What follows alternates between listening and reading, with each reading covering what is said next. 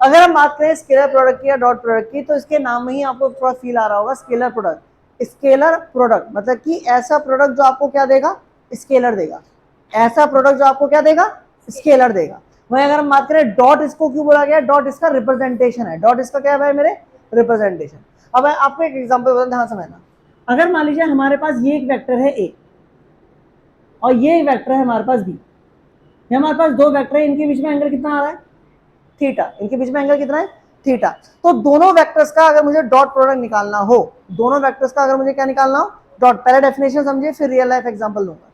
तो दोनों वेक्टर्स का अगर मुझे डॉट प्रोडक्ट निकालना, तो लिखेंगे कैसे, देखना, a vector dot b vector. Dot में कंजूसी मत करना, थोड़ा बोल्ड बनाना। अब इतना भी बोल्ड मत, ठीक, ऐसे ए डॉट बी किसके इक्वल होगा, इक्वल होगा A B cos theta. A B cos, ये डेफिनेशन, ये हमारी क्या है मेरे, डेफिनेशन। ए डॉट बी किसके इक्वल होगा, ए बी कॉस थीटा। अभी बताएंगे कॉस थीटा कहां से आया, A B cos theta, where A is the magnitude of A vector, B is the magnitude of B vector, theta is the angle between A and B, angle between A and B. तो definition क्या होगी dot product के, scalar product के, अगर हम define करें तो, कि क्रॉस या फिर sorry scalar product, scalar product of two vectors, of two vectors is equal to product of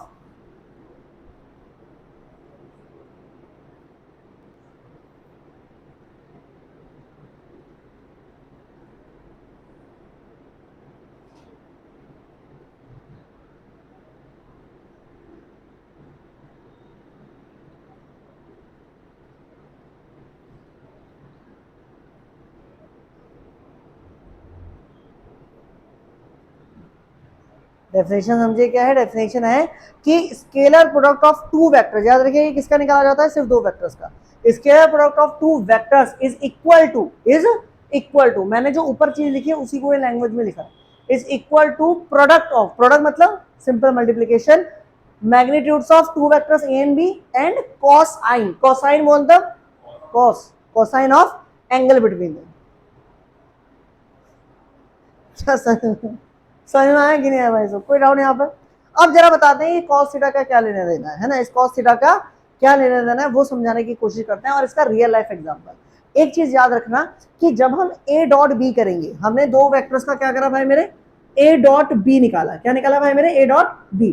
तो जो हमारा रिजल्ट आएगा वो ए बी कॉस थीटा होगा। हमारा क्या रिजल्ट आएगा, ए बी कॉस थीटा। वो हमारा लेट्स से सी, क्या ये जो रिजल्ट सी आएगा, क्या ये स्केलर क्वांटिटी होगा या वेक्टर क्वांटिटी होगा, स्केलर होगा, स्केलर होगा। नाम में देखना स्केलर प्रोडक्ट, मतलब कि जब दो वेक्टर्स को मल्टीप्लाई करते हैं और एक स्केलर क्वांटिटी आ जाए, कैसी क्वांटिटी आ जाए भाई मेरे, स्केलर क्वांटिटी आ जाए। याद रखेंगे दो वेक्टर्स क्वांटिटी को मल्टीप्लाई करा गया, ये वेक्टर क्वांटिटीज हैं। दो वेक्टर क्वांटिटीज को जब मल्टीप्लाई करें और एक स्केलर आ जाए, दो वेक्टर क्वांटिटी को मल्टीप्लाई करें और एक क्या आ जाए भाई मेरे, स्केलर आ जाएगा, ऐसे प्रोडक्ट को हम क्या कहते हैं, स्केलर प्रोडक्ट।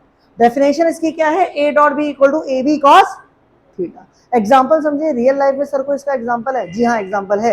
एग्जांपल की अगर हम बात करें, सबसे बेस्ट एग्जांपल है इसका हमारा वर्क। क्या भाई मेरे, वर्क। 9th क्लास में हमने थोड़ा बहुत वर्क के बारे में पढ़ा होगा, नहीं पढ़ा तो सिंपल सी बात ये है, वर्क कब होता है, कैसे होता है वो समझो।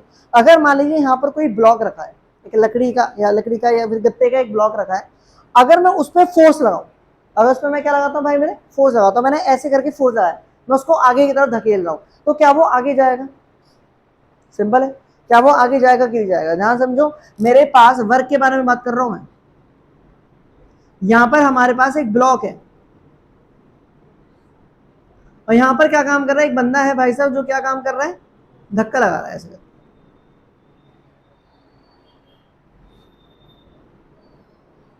सही है भाई साहब, तो ये क्या काम कर रहा है, आगे फोर्स लगा रहा है, फोर्स ऐसे करके एफ। तो क्या ये ब्लॉक आगे की तरफ डिस्प्लेस होगा कि नहीं होगा, होगा कि नहीं होगा। जरा दिमाग लगा के बताओ, क्या ये डिस्प्लेसमेंट होगी एस, क्या ये डिस्प्लेसमेंट हो गई एस। डिस्प्लेसमेंट समझ में आता है कि नहीं आता।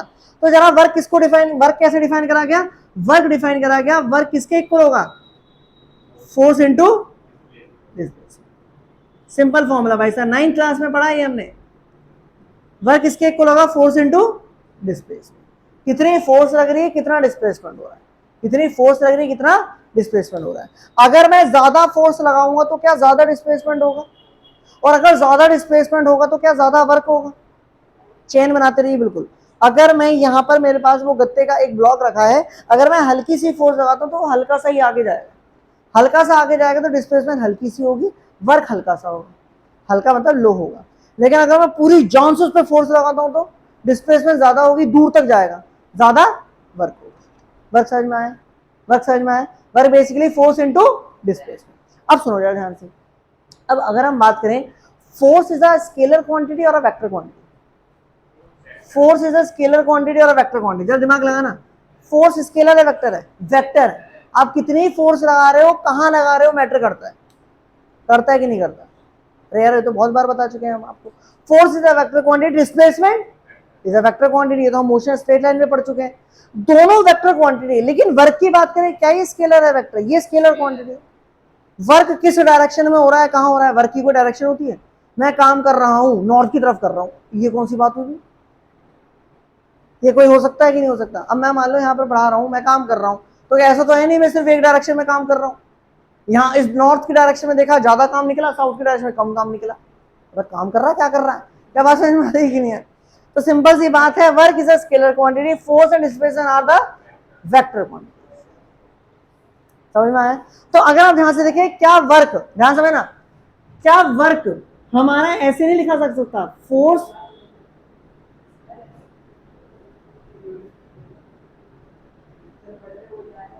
ऐसे तो लिख सकते हैं, work equal to force vector dot, याद रखिए इंटू मत लगा दीजिएगा। अब भाई साहब 9-10 की बातें नहीं रही, अब डॉट और क्रॉस में भी अंतर होगा, डॉट और क्रॉस में भी अंतर होगा। ये डॉट है, डॉट समझ में आ रहा है कि नहीं आ रहा। क्या मैं इसको और तरीके से लिख सकता हूँ, जरा देखना। अरे हाँ है ना, ऐसे भी तो लिख सकते हैं, ऐसे भी तो लिख सकते हैं, ए बी कॉस थीटा। ए हमारा कौन हो गया एफ, बी हमारा कौन हो गया डिस्प्लेसमेंट, थीटा उनके बीच का एंगल। अरे मैं समझाता हूँ सुनो, जैसे मान लो ये ब्लॉक है, आप सभी ने वो देखा है क्या कहते हैं वो, बच्चों का गाड़ी होती है जिसमें वो धागा बांध के ऐसे करके खेलते हैं, देखा है, देखा है ना, रोज देखते हैं, रोज खेलता भी होगा क्या। हम बात करें, हम एक गाड़ी वाड़ी, बच्चे क्या काम करते हैं, गाड़ी में ऐसे धागा बांध लेते हैं, हम धागा बांध के दे देते हैं कि ले बेटा खेल ले चल जा, तो वो धागा पड़ गया ए भाई साहब खेलता रहता है। अगर आप ध्यान दें उस वाली उसमें, वो फोर्स कैसे लगाता है बच्चा, ऐसे धागा ऐसे पकड़ रखा है ना, अबे ऐसे दोनों पकड़ रखा, ऐसे पकड़ के खींचता है ना उसको यूं करके। अबे यार अच्छा वो देखा है बैग, देखे वो ऐसे ऐसे पकड़ के चलते हैं अमीर लोग, सूटकेस फिर ऐसे करके लॉक करते हैं फिर। भाई साहब वो देखा, वो तो देखा होगा। फोर्स कैसे लगाते हैं, फोर्स कैसे लगाते हैं, ऐसे करके होल्ड करके रखते हैं ना, चलता आगे। वो तुझे लगता है लेकिन फोर्स तो तू ऐसे लगा, फोर्स लगाई जा रही है ऐसे, अरे उन्होंने बताया ना वो रस्सी वाला, अरे मैं यार वो एग्जांपल था, इसमें मान लो मैं फोर्स लगा रहा हूँ ऐसे, क्या तो क्या ये आगे डिस्प्लेसमेंट कर रहा है, तो एंगल जरा बताना कितना है। तो थीटा समझ में आया कि नहीं आया। अरे इसको ऐसा समझो ना, मान लो ये ब्लॉक न चिपक गया है जमीन पे, लेकिन जमीन पे स्लाइड कर सकता, उठ नहीं सकता। अगर मैं इसको धागा बांध के ऐसे खींचूंगा तो आगे तो जाएगा। समझ में आया कि नहीं आया, क्या थीटा समझ में आ रहा है। So work is a scalar quantity, मतलब कि वर्क फोर्स और डिस्प्लेसमेंट का कौन सा प्रोडक्ट है, स्केलर या वेक्टर, स्केलर प्रोडक्ट, मतलब कि डॉट प्रोडक्ट। कौन सा प्रोडक्ट भाई मेरे, डॉट प्रोडक्ट। समझ में आया।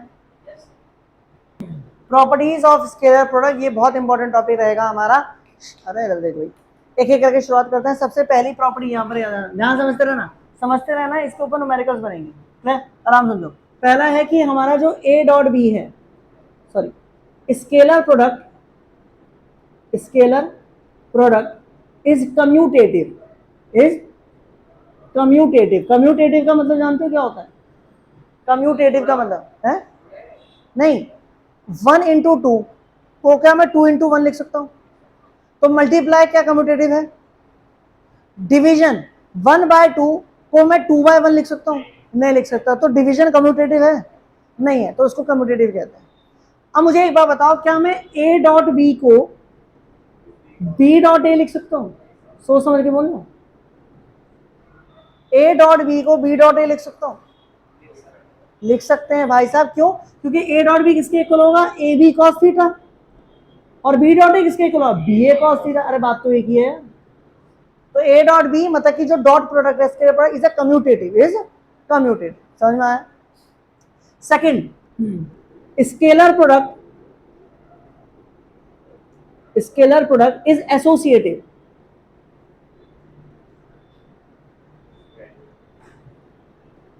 Is associative. एसोसिएटिव बोले तो क्या? अब सुनो, A dot B dot C, ये आया भाई साहब, A dot B dot C. तो क्या मैं इसको ऐसे लिख सकता हूं?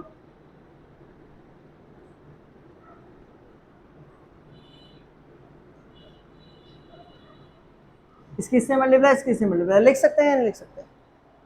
हाँ है ना? पक्की बात, देख लो। लिख सकते हैं यहाँ पर, लिख सकते हैं। एसोसिएटिव है हमारा, ये हमारा क्या है? डॉट प्रोडक्ट हमारा क्या है भाई मेरे? एसोसिएटिव है। उसके बाद ये ज़्यादा इंपॉर्टेंट नहीं है, ये बहुत इंपॉर्टेंट, ये इतना इंपॉर्टेंट नहीं। वहीं अगर हम बात करें थर्ड, ये वाली इंपॉर्टेंट रहेगी। अब कौन सी इंपॉर्टेंट रहेगी? अगर हमारे पास दो ऑर्थोगोनल वेक्टर्स हैं। कौन से वेक्टर हैं? ऑर्थोगोनल। ऑर्थोगोनल कौन से होते हैं? परपेंडिकुलर, है ना? अगर टू वेक्टर्स ऑर्थोगोनल हैं, अगर दो वेक्टर हमारे पास कैसे हैं भाई मेरे? ऑर्थोगोनल। ऑर्थोगोनल मतलब थीटा कितना होगा? 90 डिग्री। तो जरा बताना ए डॉट बी किसके इक्वल होगा उनका? cos 90। और cos 90 की वैल्यू कितनी होती है? 0। तो क्या ए डॉट बी 0 के इक्वल आएगा कि नहीं आएगा? अरे हाँ है ना? मतलब कि दो ऑर्थोगोनल वेक्टर्स का डॉट प्रोडक्ट किसके इक्वल होगा? 0 के। ये न्यूमेरिकल्स में यूज करी जाएगी। दो ऑर्थोगोनल वेक्टर्स का, परपेंडिकुलर वेक्टर्स का डॉट प्रोडक्ट किसके इक्वल होगा? 0। cos 90 वैल्यू कितनी होगी भाई मेरे? 0। उसी तरीके से फोर्थ प्रॉपर्टी समझो। फोर्थ प्रॉपर्टी, फोर्थ प्रॉपर्टी क्या है कि अगर हमारे पास दो वेक्टर्स हैं और वो पैरेलल हैं, कैसे भाई मेरे? पैरेलल हैं, पैरेलल वेक्टर्स हैं। पैरेलल बोले तो थीटा कितना? 180 भी हो सकता है और 0 भी हो सकता है। 180 कब होंगे? जब एंटी पैरेलल होंगे, और पैरेलल जब 0 होंगे। भाई दो चीजें होती है ना, एक होता है पैरेलल, एक होता है हमारा एंटी पैरेलल। एंटी पैरेलल में थीटा कितना होगा?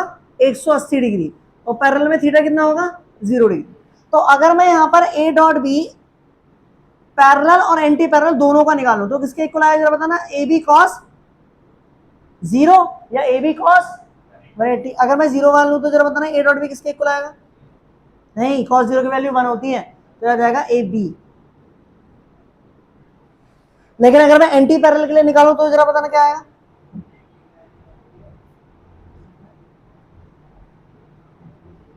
cos 180 की वैल्यू होती है -1। सेकंड क्वाड्रेंट में आता है, ट्रिग्नोमेट्री पढ़ी 11th क्लास की भी। सेकंड क्वाड्रेंट में आता है, cos नेगेटिव आता है वहां पर। तो ये हो जाएगा हमारा ए डॉट बी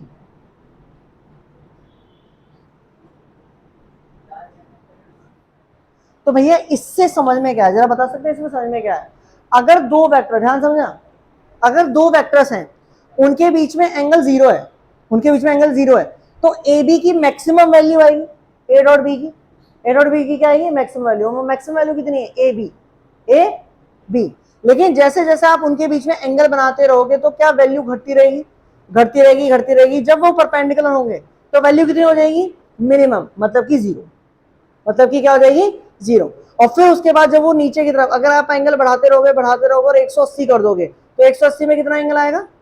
मतलब वैल्यू कितनी आएगी? माइनस का ए। तो सबसे ज्यादा वैल्यू ए डॉट बी की कब मिलेगी? 0 डिग्री पे। और सबसे कम 180। 90 तो 0 है ना? अबे 0 बड़ा होता है, -2 बड़ा होता है। जीरो बड़ा जीरो जीरो बड़ा होता है, -2 बड़ा होता है, जीरो बड़ा होता है। तो भैया याद देना, ये मत समझना कि मिनिमम 90 पे होगी, मिनिमम पे जीरो है, मिनिमम किस पर है, ए 180 पे। अरे समझ में आया कि नहीं आया? सिंपल बात है। यहाँ पर हमारा कितना है, मैक्सिमम ए बी, एंगल बढ़ रहा है, बढ़ रहा है, बढ़ रहा है, बढ़ रहा है, बढ़ रहा है, बढ़ रहा है, बढ़ रहा है, जीरो पे अप्रोच कर गया, क्या कब, 90 पर, घट रहा, बढ़ रहा, बढ़ रहा, बढ़ रहा, बढ़ रहा, बढ़ रहा, 180, 180 पे माइनस का एक। अगर ए बी 4 आ रहा है, अगर ए बी कितना आ रहा है 4, तो ये जीरो और ये -4, 180। अरे पल्ले बढ़ा कि नहीं बढ़ा? अरे मैं एग्जांपल दे रहा हूँ। अब एक और प्रॉपर्टी सुनो, फिफ्थ प्रॉपर्टी, यूनिट वेक्टर्स का लेना देना क्या है जी? यूनिट वेक्टर्स का, अगर आपको ये प्रॉपर्टी समझ में आ गई है तब आप ये बता सकते हो। अगर मैं आपसे बोलूं I cap dot I cap, कौन आ रहा यार?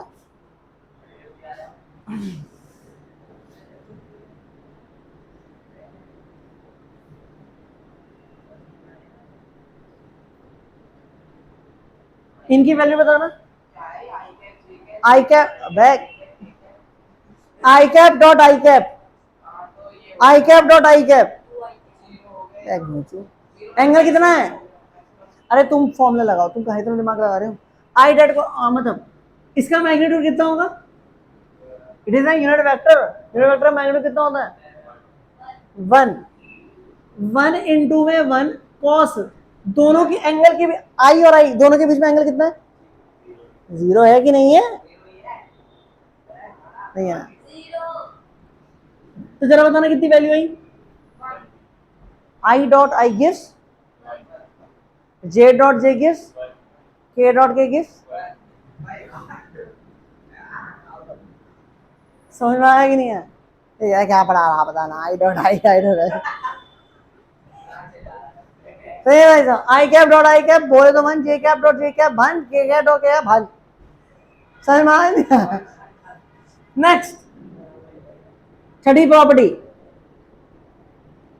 आई कैप डॉट जे कैप क्या होगा? ध्यान रखिए उसको, आई कैप डॉट जे कैप क्या होगा? ये रहा आई कैप, ये रहा जे कैप,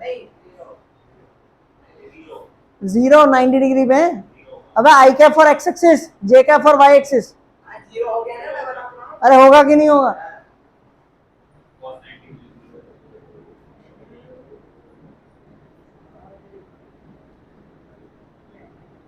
जे कैप मतलब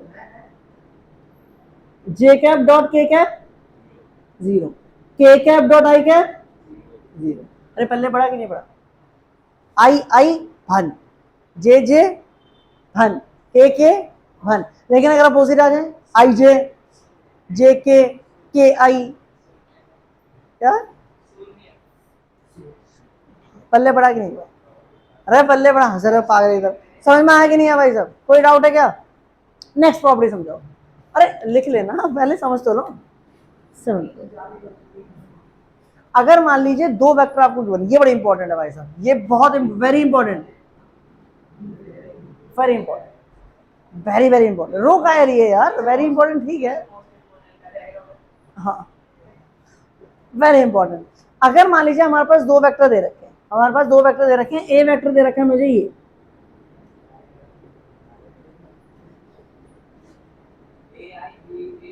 A1 डॉट बी निकालो, निकालना जरा।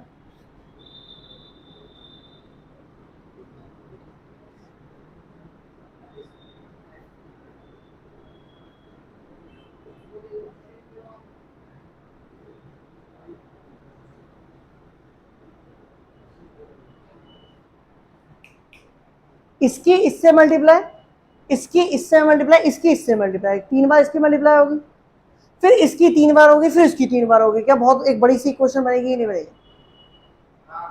ध्यान समझो, देखो मैं एक करके दिखा रहा हूं। A1 A2 I cap dot I cap plus A1 B2 I cap dot J cap plus A1 C2 I cap dot K cap. क्या ऐसे ही आगे चलता रहेगा कि नहीं चलता रहेगा? मुझे एक बात बताओ, आई आई कैप डॉट आई कैप, ये तो बच जाएगा, इसका मैग्नीट्यूड सॉरी इसका मैग्नीट्यूड कितना होता है 1। ऐसे यहाँ पर जे कैप डॉट जे कैप आएगा, वो बच जाएगा, और बाकी सब तो जीरो हो जाएंगे। आई जे 0, जे के 0, आई के 0। समझ में आ रहा है? मैं कर नहीं रहा लेकिन समझ जाओ, समझ में आया कि नहीं आया? हाँ जी, मुझे बताना बचेगा क्या, बचेगा ये, हाँ के कैप भी आएगा, मैंने कहा ना डॉट डॉट डॉट, वो कर लेना घर जाके, आपका बचेगा ये।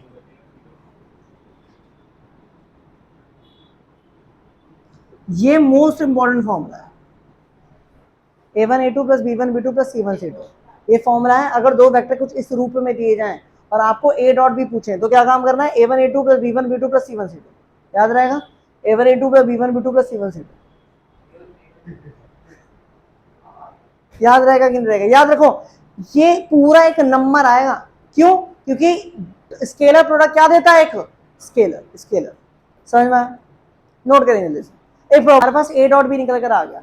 अगर मान लीजिए आपको ये बोला जाए कि आपको a डॉट बी गिवन है, आपको a डॉट बी गिवन है और दो वेक्टर गिवन है a और b, सिचुएशन आ सकती है कि नहीं आ सकती? आपको a और b गिवन है और आप अगर आपको ये गिवन होगा तो क्या आप a डॉट बी निकाल लोगे? अब मैं आपसे पूछ रहा हूं, आपको थीटा गिवन नहीं है, अब थीटा कैसे निकालेंगे? अब सुनो, क्या a डॉट बी मेरे इसके इक्वल होगा ए बी कॉस थीटा के, अकॉर्डिंग टू डेफिनेशन? तो जरा बताना कॉस थीटा किसके इक्वल आएगा? कॉस थीटा आएगा a डॉट बी अपॉन में आया ना। a डॉट बी अभी हमने निकाला क्या, a1 a2 plus b1 b2 plus c1 c2। मुझे बताना a का मैग्नीट्यूड कैसे निकालेंगे, एक वेक्टर का मैग्नीट्यूड कैसे निकालते थे? हाँ, आई जे के कोएफिशिएंट्स का स्क्वायर के सम का रूट, बताया था ना, मतलब ये आ जाएगा मेरा a1 square plus b1 square plus c1 square का, और यहाँ पर आ जाएगा मेरा a2 square plus b2 square plus c2 square का। क्या ये एंगल आ जाएगा कि नहीं आ जाएगा? अरे हाँ है ना, cos थीटा तो क्या, अगर आपको a डॉट बी पता है या फिर सिंपली a और b वेक्टर पता है तो क्या a डॉट बी निकाल लोगे? क्या दोनों के मैग्नीट्यूड निकाल लोगे? क्या वैल्यू फेंक के मार के cos थीटा निकाल लोगे? अगर डैश निकाल लोगे, निकाल लोगे?